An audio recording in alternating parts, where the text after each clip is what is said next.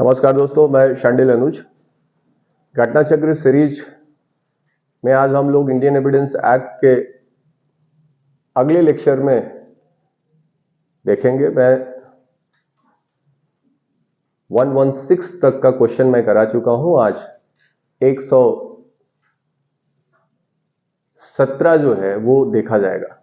वहां से 117 से कह रहा है कि शिनाख्त परेड सुसंगत है। ये आइडेंटिफिकेशन परेड के बारे में बात कर रहा है और ये पूछ रहा है आपसे कि किस सेक्शन में ये रेलेवेंट है। Under which section of Indian Evidence act identification जो परेड होता है वो कहां पे रेलेवेंट है। तो दोनों तरीके हैं, जिस तरीके से आप निकालना चाहो इसे निकालो। तरीका क्या है कि इंडियन एविडेंस एक्ट की सेक्शन 7 जो है वो किसके बारे में बात कर रही है? कॉज के बारे में बात करती है, इफेक्ट के बारे में बात करती है, अपॉर्चुनिटी के बारे में बात करती है, ओकेजन के बारे में बात कर रही है। यानी कॉज, इफेक्ट, अपॉर्चुनिटी इनके बारे में बात करता है। कॉज एंड इफेक्ट सेक्शन 7, तो ये तो होगा नहीं।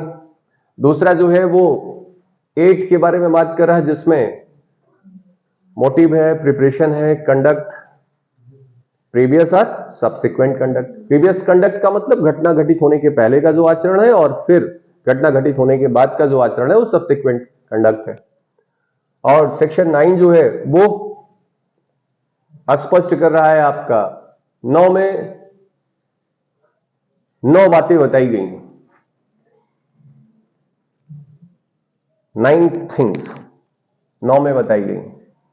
पहली चीज यदि एक्सप्लेन कर रहा है या इंट्रोडक्टरी है या सपोर्ट करता है या उससे रिवर्ट करता है या पर्सन या थिंग्स की आइडेंटिटी को फिक्स करता है या टाइम या प्लेस को फिक्स करता है या पार्टीज के रिलेशन को फिक्स करता है, तो यहां पे जो आइडेंटिटी है वो फाइंड आउट करनी है। और that is the purpose of identification parade. यही है आपका, इसको टीआईपी भी बोला जाता है, टेस्ट आइडेंटिफिकेशन परेड बोला जाता है।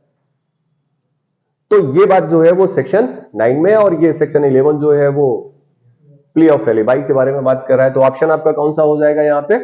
साक्ष्य अधिनियम की धारा 9 के अंतर्गत ये बात रेलेवेंट होगी। पहचान की कार्रवाई साक्ष्य विधि के अधीन है, और यहां पे जो एविडेंस प्राप्त किया जा रहा है वो एविडेंस का जो नेचर होगा वो कोरोबोरेटिव होता है, यानी सब्सटेंसिव पीस ऑफ एविडेंस नहीं है, ये संपोषक साक्ष्य के तौर पर होता है। ऑप्शन इसका क्या होगा? बी होगा। इसका मतलब mayor on the basis of identification parade किसी को कन्विक्ट नहीं किया जा सकता है, किसी को लायबल नहीं बनाया जा सकता है। यह सिर्फ संपोषक साक्ष्य के तौर पर यानी कोरोबोरेट कराया जा सकता है, इसको इस लिहाज से इसका प्रयोग किया जाता है। तो धारा 9 के अंतर्गत इसका जो एविडेंसरी वैल्यू होगी that is a corroborative. Again, identification of an accused in a test identification parade TIP is a substantive evidence, the statement is, ये क्या होगा? false होगा, because the nature of the evidence under the TIP is a corroborative in nature। कैसा होता है? corroborative होता है। Again, भारतीय साक्ष्य अधिनियम 1872 के अनुसार कौन सा सही सुमेलित है, ये आपसे पूछा गया है। which one is a correctly matched। अब ये स्मृति को ताजा करना, रिफ्रेश मेमोरी। 158 पहचान की कार्यवाही, सेक्शन 10 स्वीकृति, धारा 24 और उपरोक्त में से कोई नहीं। अब इसमें क्या हो जाएगा? नन ऑफ द अबव, यानी रिफ्रेशिंग द मेमोरी 159 में है। कहां पे है? 159 में। पहचान की जो कार्यवाही हो रही है वो सेक्शन 9 में है। जो एडमिशन के बारे में बात किया गया है वो सेक्शन 17 में बताया गया है। तो इस तरीके से ये क्या हो जाएगा? नॉन ऑफ द एबव हो जाएगा। और ऐसे क्वेश्चन को सॉल्व करते समय आप इन्हें काट करके इसके आगे ही आपको लिख लेना है ये किससे रिलेटेड है। अब आप देख रहे हैं ये जो क्वेश्चन है सीधे सीधे मार्जिनल हेड पे क्वेश्चन है आपका। किस पर पूछा गया है? सेक्शन बेस्ड क्वेश्चन है आपका। तो ये आप रटे रहेंगे इंडेक्स के तौर पर, तभी आप कर पाओगे। शिनाख्त परेड जो है वो ली जा सकती है, तो ये जान लीजिए कि ये पुलिस ऑफिसर भी कर सकता है, मजिस्ट्रेट भी कर सकता है, कोई भी सिटीजन कर सकता है, ऑल ऑफ द अबव है। ये आइडेंटिफिकेशन परेड तीनों लोगों के द्वारा कंडक्ट कराई जा सकती है, ठीक है, all of the above, section 9। चले भाई, अब इसमें ये दो लिस्ट आपके सामने है, लिस्ट 1 एंड लिस्ट 2, और इन्हें मैच कराना है। कहता है कि तथ्य जो विवाद्य तथ्य के परिणाम है, the fact which is the result or which is the effect of the fact in issue। तो जो विवाद्य तथ्य के या सुसंगत तथ्य के परिणाम होते हैं, जो इफेक्ट होते हैं, वो बात कहां बताई गई है, हम लोगों ने सेक्शन 7 में पढ़ा है, कॉज इफेक्ट, यानी the fact is a relevant, जो कि किसके बारे में है, फैक्ट इन इश्यू या रेलेवेंट फैक्ट के कॉज को शो करता है, उसके इफेक्ट को बताता है, ओकेजन को बताता है, या अपॉर्चुनिटी को। तो धारा 7 में तो पहला वाला जो है वो तीसरे में जाएगा, फर्स्ट का जो है वो ए का 3, दूसरा तथ्य जो एक ही संव्यवहार के भाग है, यानी फैक्ट, ये क्या हो जाएगा, पार्ट ऑफ सेम ट्रांजैक्शन। तो पार्ट ऑफ सेम ट्रांजैक्शन कहां पे देखा गया है, सेक्शन 6 जो रजिस्टर के तौर पर है आपका। एंड अगेन सी, तथ्य जो विवाद्य तथ्य की तैयारी को दर्शाता है, ये किसके बारे में बात कर रहा है आपका, प्रिपरेशन के बारे में। तो सेक्शन 8 जो है वो किसके बारे में बात कर रहा है, बोलो भैया। और फिर सुसंगत तथ्य के स्पष्टीकरण या पुनः स्थापन के लिए, ठीक है, इंट्रोडक्शन और उनके एक्सप्लेनेशन के लिए, तो यही सेक्शन 9 में है आपका। तो पहले वाला का क्या हो जाएगा, यहां पे फर्स्ट का कौन सा ऑप्शन हो रहा है, ये 7 हो जाएगा धारा, ये जो है वो धारा 6 हो जाएगी, ये जो है वो धारा 8 हो जाएगी, ये कौन सा है आपका, सेक्शन 9 है। तो इस हिसाब से कौन हो जाएगा आपका, ए का 3 और बी का कौन 4, मिल गया ऑप्शन नंबर सी। चलिए अगले क्वेश्चन पे। अब फिर देखिए यहां पे क्वेश्चन जो है आपसे पूछा गया है, क्या पूछा गया है, लिस्ट आपको मैच करनी है, मोटिव के बारे में पूछा गया है। मोटिव ए में मोटिव दिया हुआ है, मोटिव कहां है आपका, सेक्शन 8 में है। कॉन्क्लूसिव प्रूफ, निश्चायक सबूत के बारे में, ये कहां है आपका, सेक्शन 4 में बताया गया है। प्राइमरी एविडेंस कहां पे है आपका, प्राथमिक साक्ष्य कहां है, तो 62 में बताया गया है। और प्राइवेट दस्तावेज के बारे में जो बात की गई है, यानी जो प्राइवेट डॉक्यूमेंट्स है, तो पब्लिक डॉक्यूमेंट 74 में है और प्राइवेट डॉक्यूमेंट 75 में है। तो देख रहे हैं आप कि जो सेक्शन बेस्ड क्वेश्चन है आपका, ये आपका इंडेक्स यदि आपको रटा है तो कई सारे क्वेश्चंस आपके इंडेक्स से ही आपको मिल जाएंगे। अब इसमें कौन सी गणित लगानी है, इसमें सिर्फ और सिर्फ सेक्शन याद है तो आपको निकलेगा, अदरवाइज नहीं निकलने वाला है। बोलो भैया, तो कौन सा हो जाएगा इसका, ए का कौन सा हुआ, हेतु कहां है, मैं बार बार आपसे बता रहा हूं, ये जो बता रहा है आपका वो कौन सा बता रहा है, ये सेक्शन 8 है आपका। बोलो, तो ये आपका धारा 8 में हो गया। निश्चायक सबूत जो है वो कहां पे है आपका, 4 में है। प्राथमिक साक्ष्य जो है वो कहां पे है आपका, और ये कहां है आपका, तो मिला लीजिए आप, कौन सा ऑप्शन हो रहा है आपका, विच वन इज, ए का, देख रहे हैं आप, एक ही ऑप्शन पकड़ने से कभी कभी क्वेश्चन आपका निकल आता है, ठीक है ना, एक भी याद है तब भी आपका निकल जाएगा। तो कौन सा हो जाएगा, दिस वन इज, यही हो गया। चलिए अगला क्वेश्चन, आर बनाम ब्लैक का वाद भारतीय साक्ष्य अधिनियम की किस धारा से संबंधित है, यह सेक्शन 10 से रिलेटेड है। किससे रिलेटेड है, सेक्शन 10। और मैं बता दूं कि जितनी भी केस लॉज आ रही हैं आपके जिन सेक्शंस तक, इनका एक अलग वीडियो मैं आपको दूंगा, सारे केस लॉज को उनके एक्सप्लेनेशन के साथ, ठीक है, कि उनके फैक्ट्स क्या है, उनका रेशियो क्या है और क्या बताई गई है, थोड़ा सा एलोबरेटिव वे में। यहां पे ये किससे रिलेटेड है आपका, सेक्शन 10 से रिलेटेड है। एंड अगेन यहां पे साक्ष्य अधिनियम के अंतर्गत सामान्य परिकल्पना, कॉमन इंटेंशन के बारे में षड्यंत्रकारी कॉन्स्पिरेटर के द्वारा कही या की गई बातें किस धारा के अंतर्गत रेलेवेंट है। कॉन्स्पिरेसी के रिलेशन में जो बातें की गई हैं वो सेक्शन 10 में बताया गया है आपका। और यहां पे क्या बताया गया है आपका, कॉमन इंटेंशन के रेफरेंस में जो बातें हुई हैं, in reference to the common intention, जो भी बातें कही गई हैं या की गई हैं या लिखी गई हैं वो बात धारा 10 के अंतर्गत रिलेवेंट है। तो सेक्शन 10 कहां है आपका? सी में है, ऑप्शन सी सही होगा इसका। Again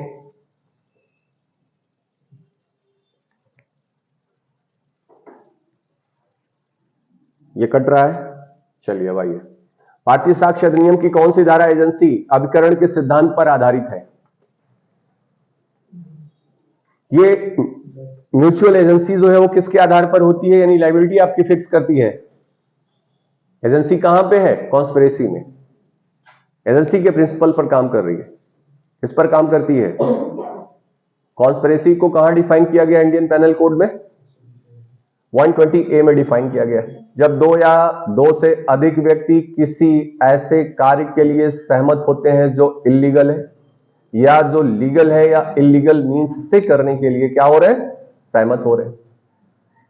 and this conspiracy is based on the rule of agency. Agency पे काम करती है। तो कॉन्स्पिरेसी की धारा कौन सी है आपके इंडियन एविडेंस एक्ट के अंतर्गत?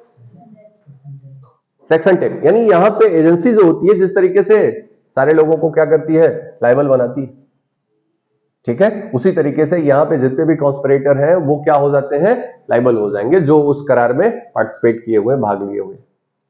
तो उसी तरीके से जितने लोगों ने कॉन्स्पिरेसी किया है उसके पार्ट है वो उनको लायबल बनाती है धारा 10 इंडियन एविडेंस एक्ट की। अगला क्वेश्चन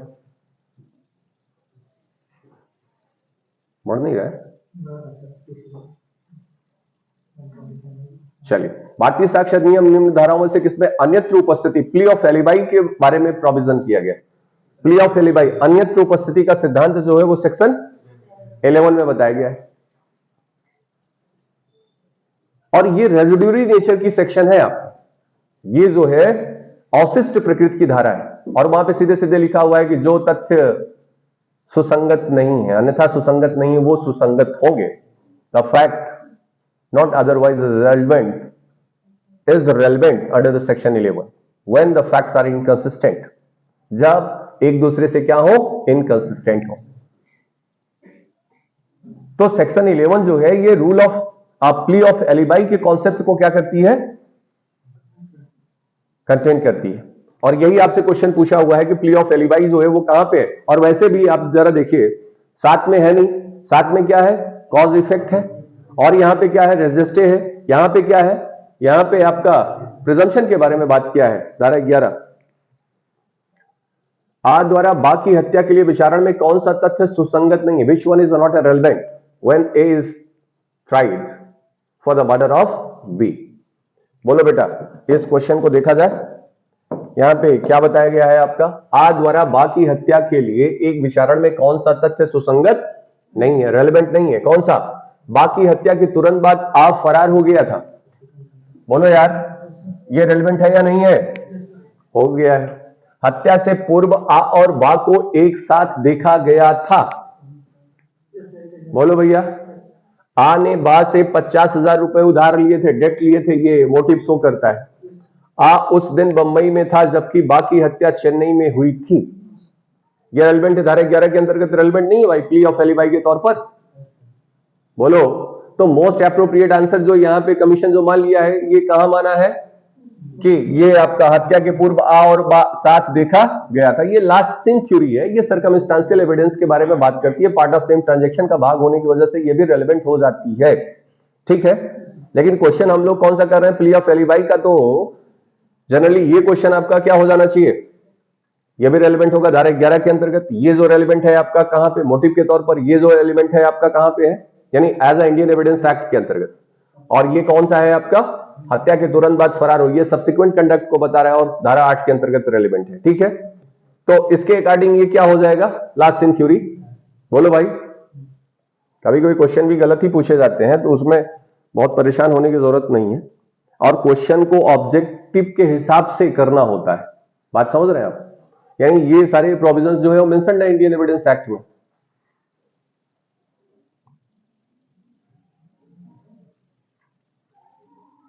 एलिबाई विनियमित होती है भारतीय साक्ष्य अधिनियम की किस धारा से? यहां पे रेगुलेट किया गया है क्या? मतलब इसको मेंशन किया गया है किस धारा के अंतर्गत? इसको बताया गया है धारा 11 के अंतर्गत बताया गया है। 8 में फिर वही, 6 में फिर वही, 12 में जो है वो कंपनसेशन अमाउंट के बारे में बात कर रहे हैं।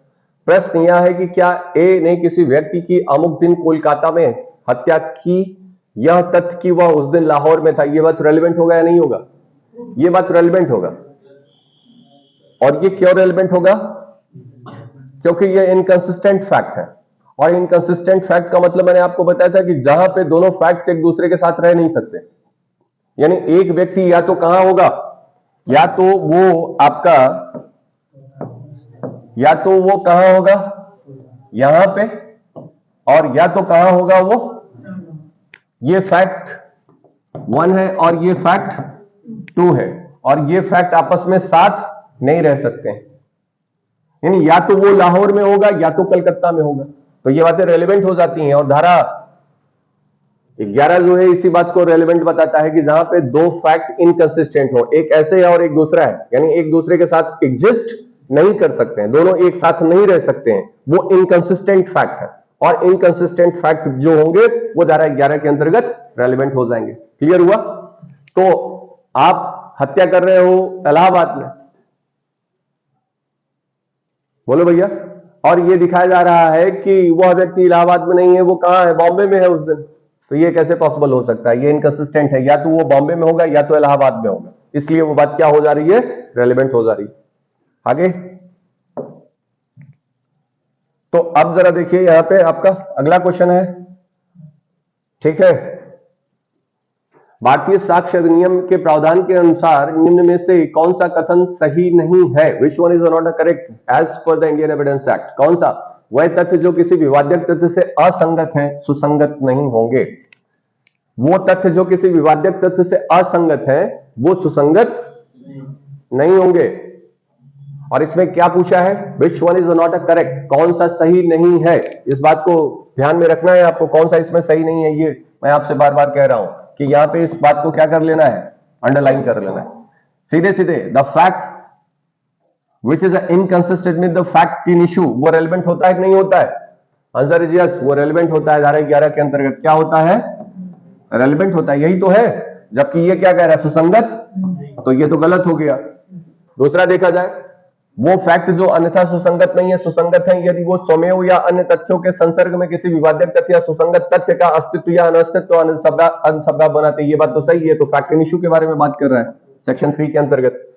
कोई भी ऐसा फैक्ट जो किसी विवाद्यक तथ्य या सुसंगत तथ्य का हेतु या तैयारी यानी मोटिव के बारे में बात कर रहा है या प्रिपरेशन के बारे में बात कर रहा है, बोलो भैया, ये भी रेलिवेंट है। कहां पे? सेक्शन 8 में। ये कहां पे रेलिवेंट है आपका? ये उसकी बात कर रहा है।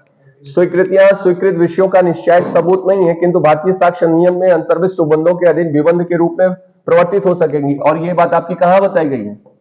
ये बात आपकी कहां पे? ये बात आपकी 31 में बताया गया। मैंने आपसे बताया था कि जो भी एडमिटेड फैक्ट्स होते हैं वो कॉन्क्लूसिव प्रूफ तो नहीं होते, लेकिन स्टॉपेल बनाते हैं। Section 31 of the Indian Evidence act इस बात को मेंशन कर रहा है। जब एडमिशन पढ़ाया था तो आपको बताया था कि जो भी एडमिशन स्वीकृत किया जा रहा है वो निश्चयक सबूत नहीं होता है, लेकिन वो क्या होता है, स्टॉपेल का इफेक्ट रखता है। तो यहां पे कौन सा करेक्ट नहीं है आपको बताना है। तो कौन सा करेक्ट नहीं हुआ आपका? ये जो है वो करेक्ट नहीं है। चलिए आगे।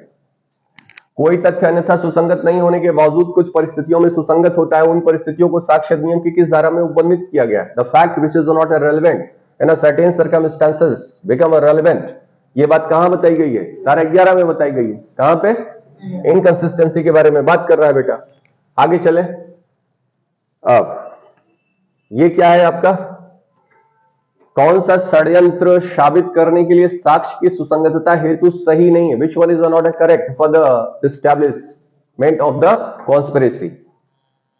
ऐसे विश्वास का युक्त आधार होना चाहिए कि दो या अधिक व्यक्तियों ने मिलकर कोई षड्यंत्र किया। Yes, it is a correct for the conspiracy. It is a necessary and it is a relevant कि 2 और more than 2 person has made a conspiracy.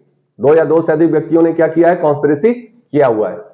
तो इस बात का विश्वास का युक्त आधार होना चाहिए। चलो भैया। दूसरा कि प्रश्नगत कार्य उस समय के बाद होना चाहिए जब उनमें से किसी एक व्यक्ति द्वारा षड्यंत्र का आशय प्रथम बार मन में धारण किया गया हो। यह भी बात आपके सेक्शन 10 में बता दिया गया है। यह रेलेवेंट होगा आपका। बोलो। कार्य सामान्य आशय के प्रति निर्देश के अंतर्गत होना चाहिए। कार्य जो है वो सामान्य आशय के यानी कॉमन इंटेंशन के रेफरेंस में होना चाहिए। एंड अगेन इसे अन्य पक्षकार के पक्ष में या यह साबित करने के लिए कि कोई व्यक्ति उसमें पक्षकार नहीं था प्रयोग में लाया जा सकता है। अन्य पक्षकार के पक्ष में नहीं, इनमें उन पक्षकारों के फेवर में जो कि कॉन्स्पिरेटी के पार्ट है, कॉन्स्पिरेसी के पार्ट है। तो इसमें ऑप्शन कौन सा गलत होने वाला है आपका? यहां पे डी ऑप्शन। कौन सा? D option. नहीं समझ में आया? ना आया? अब इसे समझ लो जरा थोड़ा सा।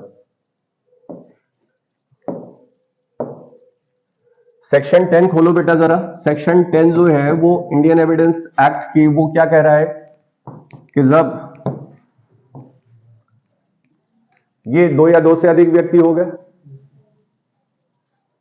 और 2 या 2 से अधिक व्यक्तियों के द्वारा अपने सामान्य आशय को पूरा करने के लिए in the reference of the common intention, इनके बीच में क्या होना चाहिए?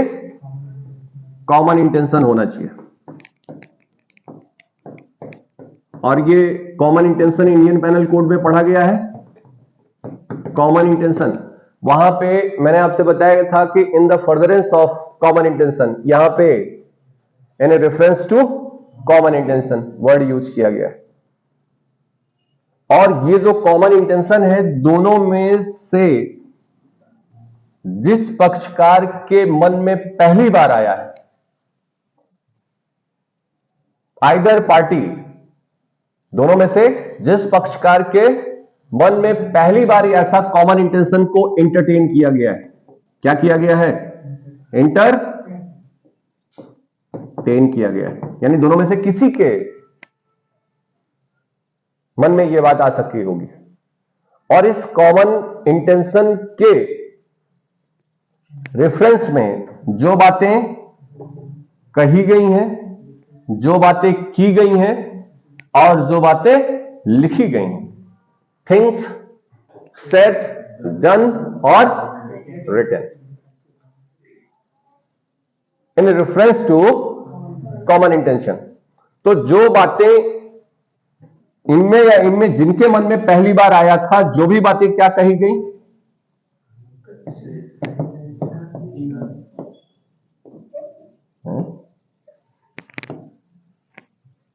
सेड और डन और रिटन, जो बातें लिखी गई in reference of the common intention. बोलो बेटा। तो ये किस लिए रेलेवेंट हो जाती हैं? वहां पे सीधे सीधे लिखा हुआ है। किस ऑब्जेक्ट के लिए पहले लिखा हुआ है?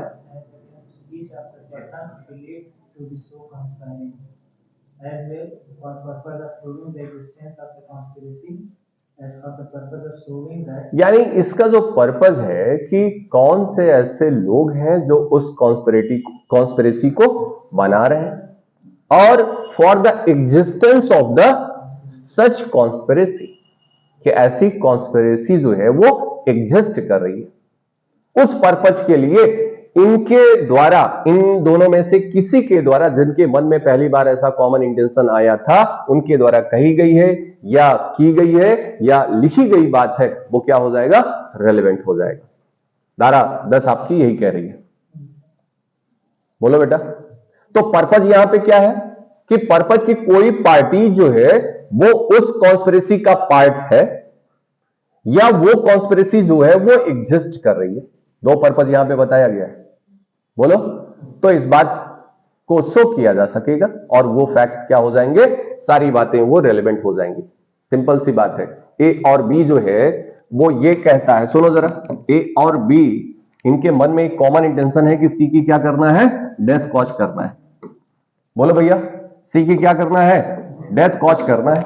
और इसके लिए इन्होंने क्या किया हुआ है? कॉन्स्पिरेसी किया हुआ है। मैंने आपसे कहा कॉन्स्पिरेसी को जो डिफाइन किया गया, क्या लिखा गया है वहां पे? Conspiracy itself an offence. 120A जो है वो अपने आप में क्या बनाती है? उसे अपराध बनाती है। 120A इस बात को स्पष्ट कर रहा है। तो कह रहा है कि जब 2 या 2 से अधिक व्यक्ति किसी ऐसे कार्य को करने के लिए सहमत होते हैं, एग्री, किस बात के लिए?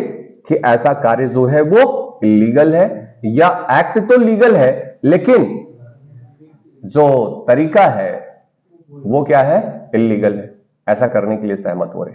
तो मैं आपसे क्या कह रहा हूं यहां पे कि ए और बी ने कंस्पायर कर लिया है कि सी की क्या, डी की क्या करना है, डेथ कॉज करना है। अब इसके बाद दोनों के मन में कॉमन इंटेंशन आ गया, और इस कॉमन इंटेंशन के बाद इनके द्वारा जो भी बातें कही गई हैं, जो भी बातें कही गई हैं, जो भी बातें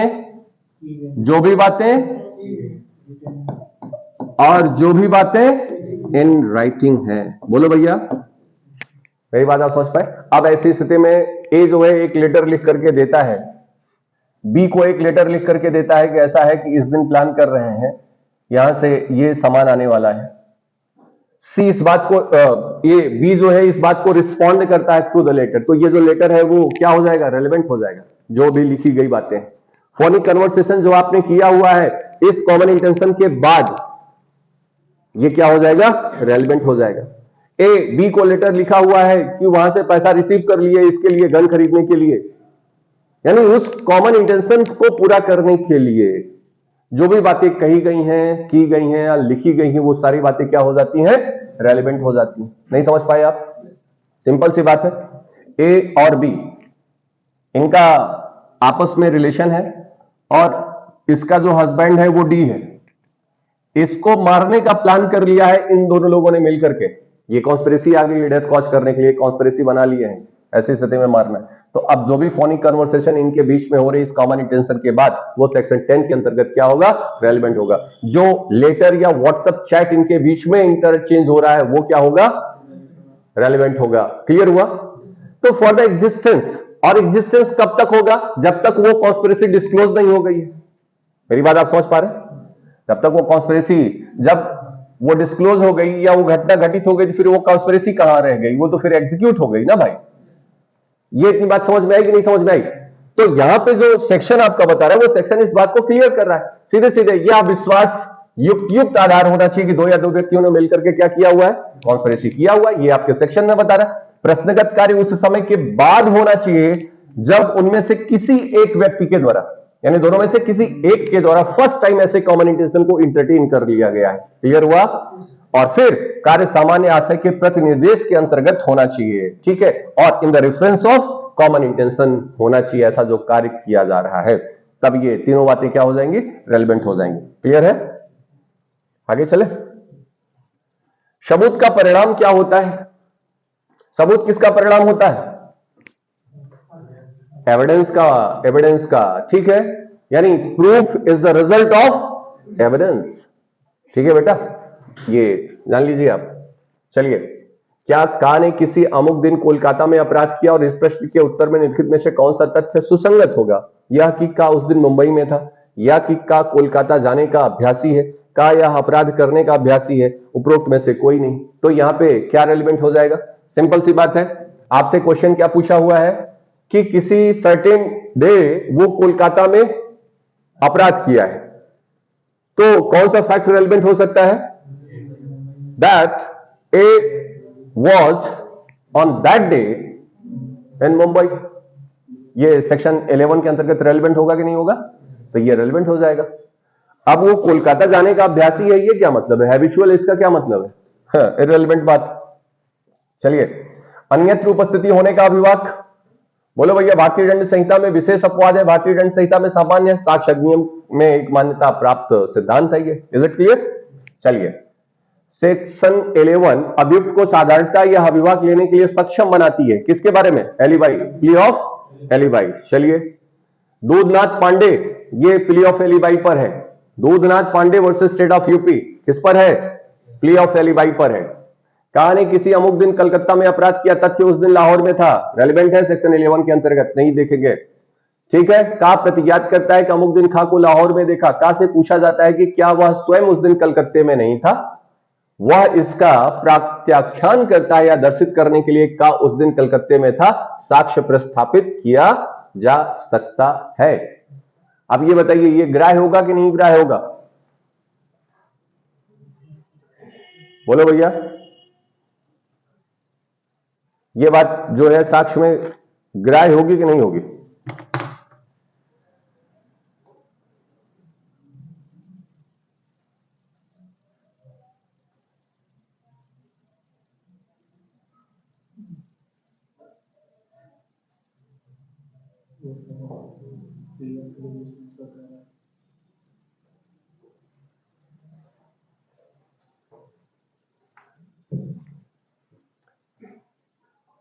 नहीं, सिंपल सी बात है। जरा देखो यार, यहां पे का जो है वो प्रतिज्ञात करता है। क्या प्रतिज्ञात कर रहा है? असर्ट करता है कि उसने अमुक दिन खा को लाहौर में देखा। का प्रतिज्ञात करता है, असर्ट करता है कि उसने एक दिन खा को लाहौर में देखा। और का से पूछा जाता है कि क्या वह स्वयं उस दिन कलकत्ते में नहीं था। ये मैं थोड़ा सा बना करके आपको बताऊं, थोड़ा सा और अच्छा समझ में आएगा आपको। ये जानते हैं कहां का क्वेश्चन है? अभी मैं पढ़ा चुका हूं आपको। देखिए, ए जो है असर्ट करता है कि उसने अमुक दिन खा को कहां देखा हुआ है? बी को। ऐसे क्वेश्चनों को ऐसे बना करके तुरंत देखना चाहिए, है बेटा। चलो, ए जो है वो बी से क्या कर रहा है? क्वेश्चन कर रहा है। ए ने इसको कहां देखा है? लाहौर में।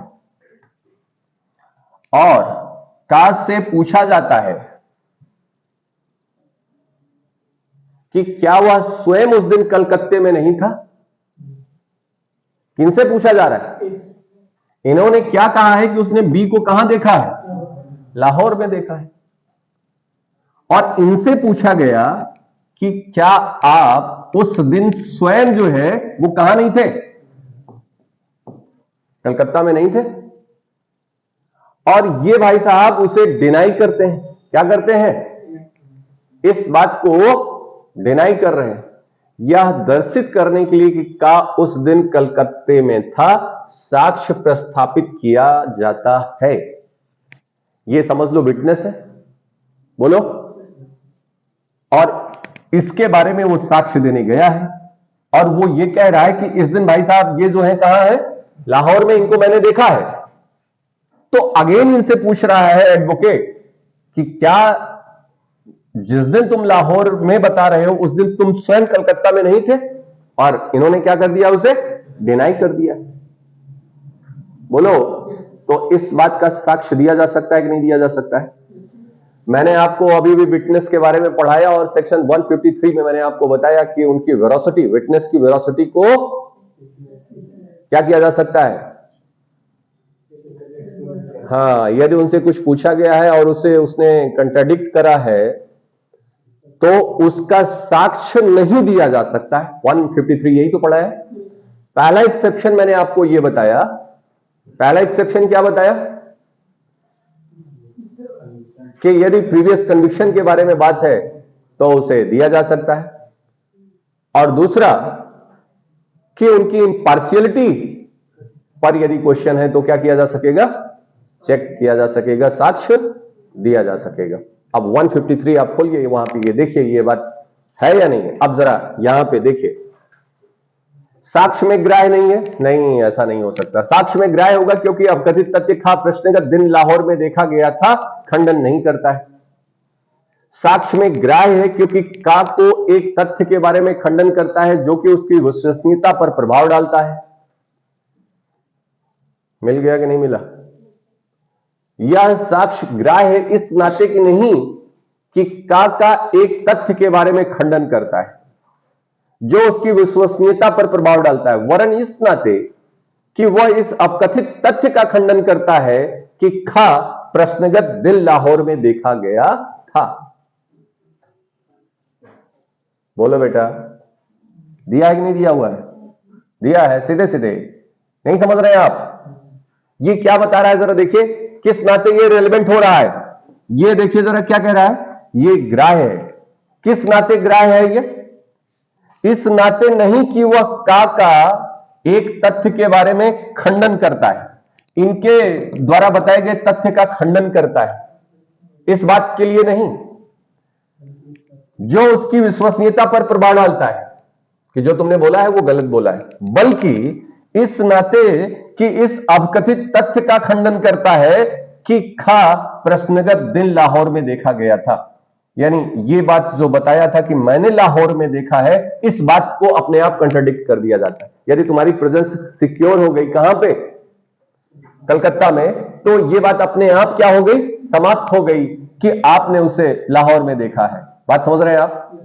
इसलिए ये बात क्या हो जा रही है, रेलेवेंट हो जा रही है। और ये बात कहां पे है, 153 में बताइए। इलस्ट्रेशन कौन सा है,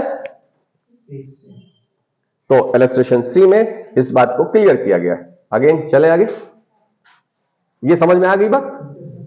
यानी तुमने क्या कहा, इस बात को कंट्राडिक्ट नहीं कर रहे, तुम्हारी विश्वसनीयता पर अधिक्षेप नहीं डाल रहे, लेकिन जो तुमने कहा है इसको खंडित करने से यह बात प्रूफ हो गई कि तुमने उसे लाहौर में नहीं देखा है। यह बात अपने आप धाराशायी हो जा रही है। हो जा रही है कि नहीं हो जा रही है? Yes, that's why it is admissible. Clear है? अगेन चलो बेटा, विवादक तथ्य के अनस्तित्व का साक्ष्य दिया जा सकेगा, सिंपल सी बात है। फैक्ट इन इश्यू है तो उसके नॉन एग्जिस्टेंस के बारे में बात की जा सकती है ना भाई। तो ये बात तो हम लोग पढ़े ही हैं, परिभाषा में ही कह रहा है। आ के ऊपर आरोप है कि उसने बा की हत्या पिस्तौल से, आ ने पिस्तौल 15 सितंबर को देहरादून में खरीदा था। आ का कथन है कि 15 सितंबर को वह लखनऊ में था, देहरादून में ना। आ का कथन साक्ष्य अधिनियम की किस धारा में सुसंगत होगा? ये सेक्शन 11 के अंतर्गत रेलेवेंट होगा कि नहीं होगा? प्ली ऑफ एलिबाई के बारे में बात कर रहा है, हो गया कि नहीं हो गया? यानी ए के ऊपर क्या चार्ज है कि उसने बा की हत्या पिस्तौल से, बोलो भैया, पिस्तौल से, आ ने पिस्तौल से 15 सितंबर को देहरादून में खरीदा था। आ जो है उस पिस्टल को कहां खरीदा है, देहरादून में परचेज किया है।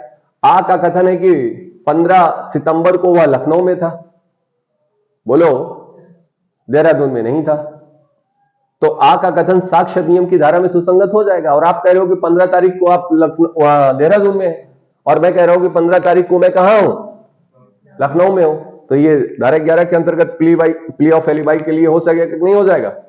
चलिए, धारा 13 के अनुसार जबकि प्रश्न कब सुसंगत है, केवल अधिकार, केवल कर्तव्य, केवल रूढ़ी, अधिकार या रूढ़ी।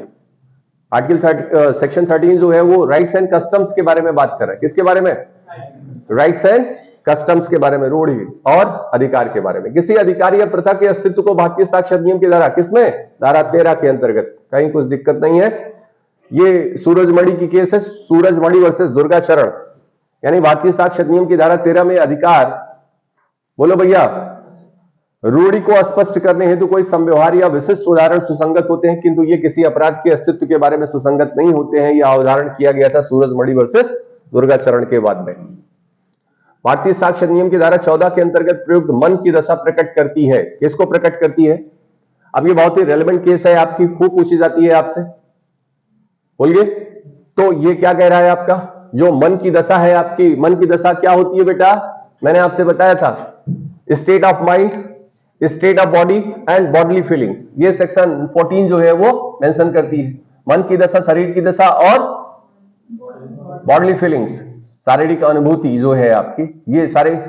और मन की दशा जो है, जो मेंसरिया है, यानी नॉलेज है, इंटेंशन है, रेकलेसनेस है, गुडविल है, इलविल है, ये सारे क्या है आपके मन की दशा है, सब्जेक्टिव है, साइकोलॉजिकल है। तो यहां पे आशय जो है, इंटेंशन, वो भी मन की दशा है, नॉलेज जो है वो भी मन की दशा है, और गुड फेथ जो है वो भी क्या है, मन की दशा है।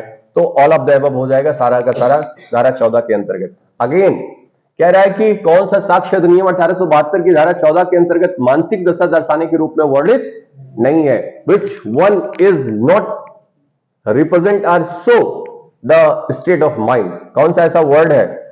तो हेतुक, सीधे सीधे पकड़ में आ रहा है। हेतुक जो है वो कहां पे है आपका, हेतुक की बात कर रहा है, हेतु की बात नहीं कर रहा है। हेतुक जो है कॉज को बताता है, जो सेवन में है। कहां पे है? हेतु और हेतुक में फर्क है बेटा। इंग्लिश मीडियम वालों गलत कर जाओगे, हालांकि वहां अंग्रेजी रहेगी। तो मैं आपसे ये बता दूं, ये क्या है आपका, हेतु है, ये मोटिव होता है। क्या होता है? मोटिव है। और यहां पे क्या है, हेतुक है, और हेतुक जो है वो कहां है, ये हेतु है भाई, नहीं चल पा रही है आज, पता नहीं सेंसर काम नहीं कर रहा है। तो हेतुक जो है वो कहां पे है, कॉज है, ठीक है। और ये 7 में है, और ये कहां है, 8 में है। तो ये बात तो हो ही नहीं सकती है। तो धारा 14 में ये है आपका, ये है और ये है। क्लियर है बेटा? चलो आगे देखा जाए। चलिए, किसी व्यक्ति के मन या शरीर की दशा या शारीरिक संवेदना, बॉडली फीलिंग के एग्जिस्टेंस को दर्शाने के लिए, तो ये बात आप समझ लीजिए, ये बड़ा प्यारा क्वेश्चन है आपका, ठीक है। और ये ऑल ऑफ द अबव होगा। क्या हो जाएगा? सभी धाराओं में। ये 280 की बात कर रहा है, ठीक है, डिमिनल्स की बात करता है। वहां भी आपकी मन की दशा जो है वो रिप्रेजेंट होती है कि नहीं? रो रहे हो कि हंस रहे हो कि मुस्कुरा रहे हो, यानी आप, कोर्ट इस बात को ऑब्जर्व करता है। कोर्ट जो है वो क्या करता है? इस बात को ऑब्जर्व करते हैं। आपका जेस्चर जो है, जो डिमीनर है कोर्ट के भीतर, उस समय इस बात को ऑब्जर्व किया जाता है, ठीक है ना? बोलो बेटा। और धारा 14 है ही है, और ये क्या है आपका? Order, right. तो यहां पे ये रेलिवेंट हो जाएंगे। आगे चलते हैं, सारे के सारे रेलिवेंट होंगे। एग्जामिनेशन ऑफ द विटनेसेस है, वेरी गुड। तो भारतीय साक्ष्य अधिनियम 1872 की धारा 14 में निम्नलिखित में से कौन सा तथ्य सुसंगत होते हैं? मुख्यतः मन की दशा, शरीर की दशा और शारीरिक संवेदना, तीनों रेलिवेंट है आपका। आज चोरी का ऐसा माल प्राप्त करने का अभियुक्त है। ये जो है, उसने चोरी का ऐसा कोई गुड्स रिसीव किया हुआ है जिसके लिए उसे एक्यूज बनाया गया है, जिससे वह जानता है कि वह चोरी का है। यहां समझना है, ऐसे प्रश्नों को खूब आप पेपर में ही गोचना है आपको। क्या करता है? जिससे वह जानता है। मिल गया आपको? ये एक्यूज जो है वो जानता है कि वो चोरी का है। यह सिद्ध कर दिया गया कि चोरी की एक विशिष्ट वस्तु उसके कब्जे में थी, और यह तथ्य कि उसी समय एट द सेम टाइम उसके कब्जे में अन्य कई चोरी की वस्तुएं थी। यह बात रेलेवेंट होगा कि नहीं होगा? क्यों रेलेवेंट होगा? इसका मतलब ये कैजुअली नहीं आया हुआ है। ये जो गुड्स आपके पास है, ये बात आपके पास कैजुअली नहीं है। इसका मतलब आप उसके हैबिचुअल डीलर हैं। क्या है? बात समझ रहे हैं ना? इसका मतलब और भी चीजें हैं, अन्य कई चोरी की वस्तुएं हैं। इसका मतलब कि आपके पास जो ये वस्तु आ रही है, इस बात का नॉलेज है आपके पास। बोलो बेटा। तो रेलेवेंट होगा कि नहीं होगा? रेलेवेंट होगा। सिंपल सी बात है ना? तो हम लोग जो है ये तो प्रिजम्पशन कर ही लेते हैं ना, क्या, कि यदि चोरी हुई, कोई वस्तु आपके पास प्राप्त हुई है तो आप ही चोर हैं, इस बात का तो प्रिजम्पशन है ही है कि नहीं है? प्रिजम्पशन है। और उसी समय यह साबित कर दिया जाता है कि साहब इनके पास यही नहीं है, और भी बहुत सारी चोरी की गई वस्तुएं। इसका मतलब इन्हें नॉलेज है कि ये जो चीजें हैं वो क्या है? चोरी की हैं या चुराई हुई हैं। आज चोरी का माल प्राप्त करने का अभियुक्त जिसे वह जानता है, हो गया है। आगे, का पर खा की ख्याति की अपहानि करने के आशय से एक लांछन प्रकाशित करके खाक की मानहानि करने का अभियोग है। ए पर, किस पर?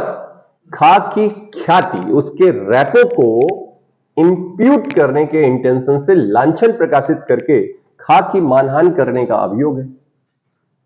यह तथ्य कि खाक के बारे में का ने पूर्व में प्रकाशन किए थे। खाक के प्रति का वैमनस्य दर्शित होता है, और यह सुसंगत होगा। बोलो बेटा, यह क्यों होगा? इससे क्या पता चल रहा है? मैंने आपसे अक्सर ऐसे एग्जांपल दिए हैं कि आपने एक बार जो है किसी को गोली मारा है, नहीं मरा, यानी अटेम्प्ट टू मर्डर हो गया। अगेन आपने गोली मारा और उस बार वो मर गया। तो इस बात का साक्ष्य दिया जा सकता है कि ऑलरेडी ही हैज अटेम्प्टेड। और इससे क्या पता चल रहा है? आपके इंटेंशन का पता चल रहा है कि यू आर कमिटेड, आप ऐसे डेथ को करना चाहते थे। मेरी बात आप सोच पाए? तो यहां पे आपने जो है एक बार क्या किया है? उसके रेपो को इंप्यूट किया है। बोलो बेटा। और ये बात बता दी जाती है कि इसका ऐसे, इसने पूर्व में भी इसी तरीके का प्रकाशन किया। इससे क्या पता चल रहा है? आपका अपहान करने का आशय, आपका इंटेंशन क्लियर होता है। नहीं समझ पाए आप? तो कोई कार्य जो है वो इंटेंशनली हो रहा है या वो एक्सीडेंटली हो रहा है, तो ये बात तो पढ़ा गया है ना इंडियन एविडेंस एक्ट में, कि कोई कार्य जो है, यानी एक सीरीज ऑफ इवेंट्स जो है यदि घटित हो रहा है, तो वो कार्य जो है वो क्या होगा? इंटेंशनली होगा, एक्सीडेंटली नहीं होगा। खोलो बेटा सेक्शन 15, आप देखिए जरा कि कोई कार्य जो है वो इंटेंशनली हो रहा है या एक्सीडेंटली हो रहा है। बोलो। तो वहां पे जो इलस्ट्रेशन दिया हुआ है, मैं आपको ये क्लियर करता हूं। ये इलस्ट्रेशन जो दिया है, जरा वो देखिए जरा। इलस्ट्रेशन क्या कह रहा है कि ए के पास 3 घर हैं। बोलो, ए के पास कितने घर हैं? और तीनों घर वो सेम तरीके से क्या हो रहा है, जल रहे हैं। इसका मतलब ये कार्य जो हो रहा है वो एक्सीडेंटली नहीं हो रहा है, तीनों घर को जलाया जा रहा है और एक ही व्यक्ति उसमें भाग ले रहा है, एक ही व्यक्ति का वो घर है। तो पता है इसका मतलब क्या हुआ? इसका मतलब ये कार्य एक्सीडेंटली नहीं हुआ ना, इसका मतलब ये काम कैसे हो रहा है, इंटेंशनली हो रहा है। तो आपने एक लेटर लिखा, फिर आपने दूसरा लेटर लिखा उसी के बारे में, फिर आपने तीसरा लेटर लिखा, ये क्या हो रहा है, इंटेंशनली हो रहा है। यानी कोई बात ऐसी आपने लिख दिया, हो सकता है कि वो क्या हो जाए, डिफेमेटरी हो जाए, लेकिन आप बार बार वही लिख रहे हो, जिससे आपका इंटेंशन नहीं क्लियर हो रहा है। आप चाहते हो आगे चले, ठीक है, इंटेंशन क्लियर होगा। चुराया हुआ माल या जानते हुए कि वह चोरी का है, प्राप्त करने का अभियुक्त है, उपरोक्त दृष्टांत है। ये कहां का है, 14 का है। चलिए, चुराया हुआ माल जानते हुए हो गया। 14 का साहस है अशन द्वारा खा की मृत्यु कारित करने के लिए हत्या के लिए विचारित किया जाता है। अशन का मतलब शूटिंग। अशन का क्या मतलब हुआ, ए इंटेंशनली शूटिंग्स द्वारा बी की डेथ कॉज करने के लिए क्या कर रहा है, ट्रायबल है, उसको ट्राई किया जा रहा है। यह तथ्य कि का लोगों पर उनकी हत्या करने के आशय से असन करने का अभ्यास, ऐसा शूटिंग करने का वो हैबिचुअल है। तो ये एक्सप्लेनेशन में क्लियर है, ये बताया गया है कि नहीं बताया गया है? वहां पे सेक्शन 14 में ये बात क्लियर किया गया है कि उसके जनरल हैबिट्स के बारे में बात नहीं किया जाएगा। किसके बारे में बात किया जाएगा, जो स्पेसिफिक कंडीशन में जो इसका स्टेट ऑफ माइंड है वो कंसिडर किया जाएगा। क्लियर है? इसका मतलब ये है कि मैं लोगों को मारने के लिए अभ्यासी हूं, ये इस केस में ये जो है वो रेलेवेंट नहीं होगा, क्योंकि हर क्रिमिनल का अपना एक फ्यूचर होता है और हर सेंट का अपना एक पास्ट होता है। तो मैं अपनी कब मनोदशा बदल दूं, है कि नहीं, ये आप डिसाइड नहीं कर सकते मेरे पास्ट के हैबिट्स को देख करके। You can not decide. Arvind Ghosh बहुत बड़े क्रांतिकारी थे, अपने लेटर फेज में जाकर के वो बहुत बड़े फिलोसफर बन गए और आश्रम स्टैब्लिश कर दिया उन्होंने। वाल्मीकि के बारे में अक्सर कहा जाता है कि वो पहले बहुत बड़े चोर थे और बाद में इतनी बड़ी जो है स्क्रिप्चर्स लिख करके चले गए। मेरी बात आप लोग समझ पा रहे हैं? इसका मतलब मेरे पास्ट के हैबिट्स और कैरेक्टर्स को लेकर के आप इस पर्टिकुलर केस को डिसाइड नहीं कर सकते हो। तो उस पर्टिकुलर केस में मेरा क्या स्टेट ऑफ माइंड था, यू हैव टू एस्टैब्लिश। तो यहां पे क्या हो जाएगा, ये विसंगत हो जाएगा। क्या हो जाएगा, इररिलेवेंट है ये। क्लियर है? आगे, ऐसी उपेक्षा के लिए, अपेक्षा के लिए, उपेक्षा के लिए, हाँ उपेक्षा, नेग्लिजेंस के लिए बा पर वाद लाता है, जो बा ने उसे युक्त रूप से अनुपयोग्य गाड़ी भाड़े पर देने के द्वारा की, जिससे आ को क्षति हुई थी। यह तथ्य कि बा उन गाड़ियों के बारे में जिन्हें वह भाड़े पर देता था अभ्यास था, उपेक्षावान था। बोलो भाई, मैंने हैबिचुअली वो क्या है, उपेक्षावान है, नेग्लिजेंट होता है। ये बात रेलिवेंट होगी कि रेलिवेंट हो जाएगी? हैबिचुअली कुछ आप लोग पढ़ते नहीं है, क्या होगा आंसर है? ये कहां बताया गया है, किस इलस्ट्रेशन में बताया गया है? और वहां पे क्या लिखा हुआ है?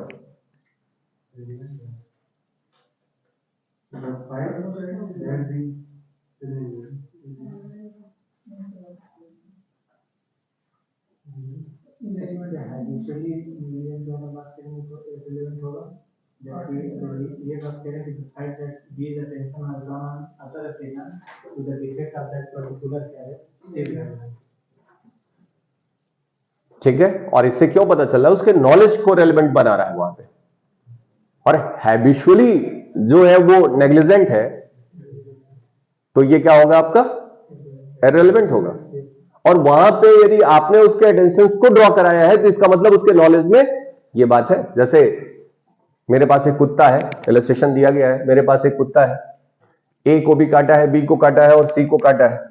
ए ने भी कंप्लेंट करा है, बी ने भी कंप्लेंट करा है और सी ने भी कंप्लेंट करा हुआ है। बोलो भाई, तो ऐसी स्थिति में क्या हो गया कि मुझे ये पता हो गया कि मेरा कुत्ता जो है वो काटने वाला है। तो ये क्या बता रहा है आपका नॉलेज, स्टेट ऑफ माइंड। तो आपके पास नॉलेज होने के बावजूद भी आपने अपने कुत्ते को पकड़ के नहीं रखा, आपने अपने कुत्तों को अपनी प्रीमाइस में नहीं रखा, सेंटर का रूल लागू होगा, यहां पे आपकी लायबिलिटी फिक्स होगी because you have a knowledge. तो नॉलेज के आधार पर उसकी रेलेवेंसी होगी। क्लियर हुआ कि नहीं हुआ? तो यहां पे क्या हो जाएगा, वो इररेलेवेंट होगा, राइट। आ गया हिंसक होना, बोलो भैया। तो ये रेलेवेंट हो जाएगा कि नहीं हो जाएगा? ये क्यों हो जाएगा? अब आप देख रहे हैं, मैं आपसे ये कह रहा हूं, मैं आपसे ये कहता हूं कि आप देखिए इलस्ट्रेशन का कितना इंपॉर्टेंस है इंडियन एविडेंस एक्ट में। सारे इलस्ट्रेशन को आपको पढ़ना है, सारे इलस्ट्रेशन को। मेंस में भी आता है, प्रीलिम्स में भी आपसे क्वेश्चन पूछा जाता है। तो ये किस स्पष्टीकरण में है? एक्सप्लेनेशन 2 में है भाई। ये आना चाहिए, पट पट आना चाहिए, तुम लोगों को पूरा खत्म हो चुका है। चलिए, निम्नलिखित में से कौन सा कथन सही नहीं है? कौन सा कथन सही नहीं है, यानी विच वन इज नॉट करेक्ट, कौन सा करेक्ट नहीं है? ठीक है, तो कह रहा है कि अपेक्षित मानसिक दशा दर्शाने वाले तथ्य सुसंगत होते हैं। यस, रेलेवेंट है। अपेक्षित यानी ये क्या बात कर रहा है? मेंटल स्टेट्स को शो करने वाले जो फैक्ट है वो रेलेवेंट है। प्रत्येक उस तथ्य का साक्ष्य दिया जा सकता है जिससे एक व्यक्ति की शरीर की दशा या शारीरिक संवेदना का अनुमान लगाया जा सके, रेलेवेंट होगा। ऐसे तथ्यों का साक्ष्य दिया जा सकता है जो एक व्यक्ति के साधारणतया मन की दशा को साबित करता हो, साधारणतया मन की दशा को साबित करता हो। कुछ मामलों में एक व्यक्ति की पूर्व दोष सिद्धि भी सुसंगत हो सकती है। साधारणतया मन की दशा को साबित करता है, ये एक्सप्लेनेशन में मना किया गया सीधे सीधे। यानी किसके बारे में? जनरल स्टेट ऑफ माइंड के बारे में बात नहीं करोगे, स्पेसिफिक स्टेट ऑफ माइंड के बारे में बात करोगे। इसका मतलब ये बात रेलेवेंट नहीं होगा। कौन सा? एक्सप्लेनेशन 1। ठीक है बेटा। साधारणतया मन की दशा, मैं लोगों को मारते हुए चलता हूं, ये साधारणतया मन की दशा है। या मैं हैबिचुअल ऑफेंडर हूं, ठीक है, या मैंने कई लोगों को मारा है, इसके बारे में आप बात मत करिए। उस पर्टिकुलर कंडीशन में बताइए कि मेरा स्टेट ऑफ माइंड क्या था। मेरी बात आप समझ पाए? ए जो है, मान लो कि ए को चार्ज किया जा रहा है उसके बेटे को मारने के लिए, है, और वो क्रिमिनल है, और वो क्रिमिनल है, तो लोगों को जनरली वो मारता है, तो क्या वो अपने बेटे को भी जनरली मारेगा? यदि वो लगा करके यहां पे कर दोगे तो इससे तो कन्विक्शन हो जाएगा ना भाई। लेकिन जरूरी नहीं कि उसको अपनी फैमिली के लिए भी वही स्टेट ऑफ माइंड हो जो बाकी लोगों के लिए हो रहा है। तो जनरल स्टेट ऑफ माइंड आप कंसिडर नहीं करोगे, ठीक है।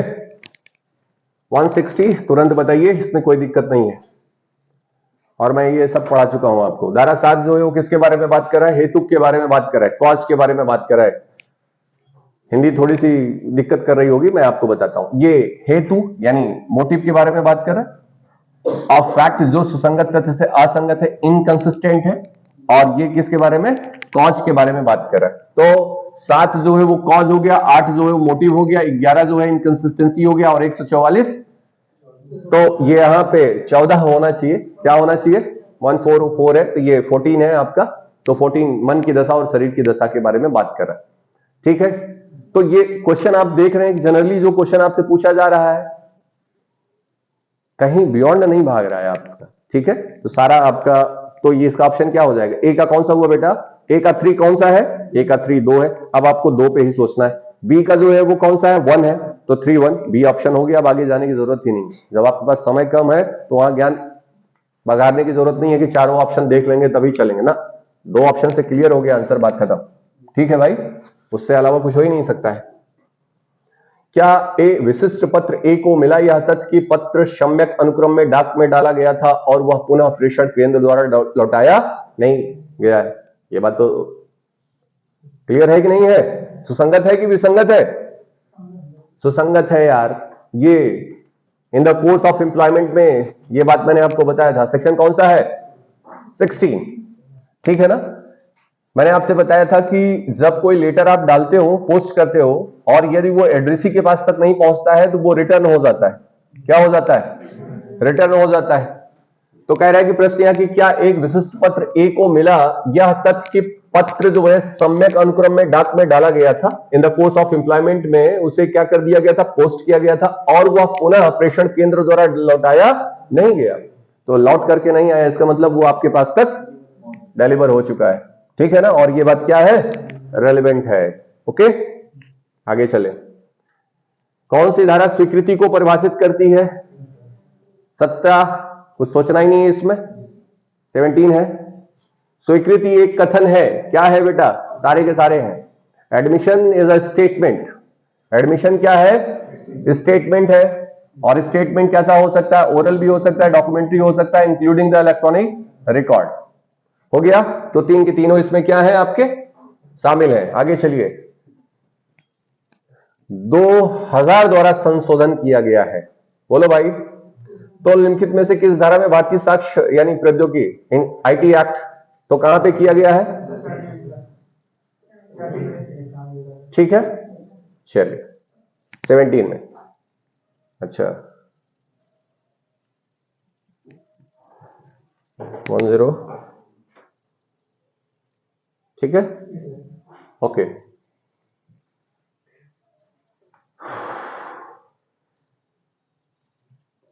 भारतीय साक्ष्य अधिनियम की धारा 17 के अंतर्गत स्वीकृति के संबंध में निम्नलिखित में से कौन सा कथन सही नहीं है? Which one is not a correct? कौन सा नहीं है? स्वीकृति जो है वो सबूत के अधित्यजन के रूप में प्रवर्तित होती है। यस, ये जो होती है किसके रूप में होती है? सबूत के अधित्यजन के रूप में, वेवर्स के तौर पर होती है। स्वीकृत वह कथन है जो आवश्यक रूप से स्वयं के हित के विपरीत होता है, यानी सेल्फ इंटरेस्ट के अगेंस्ट होता है। ऐसा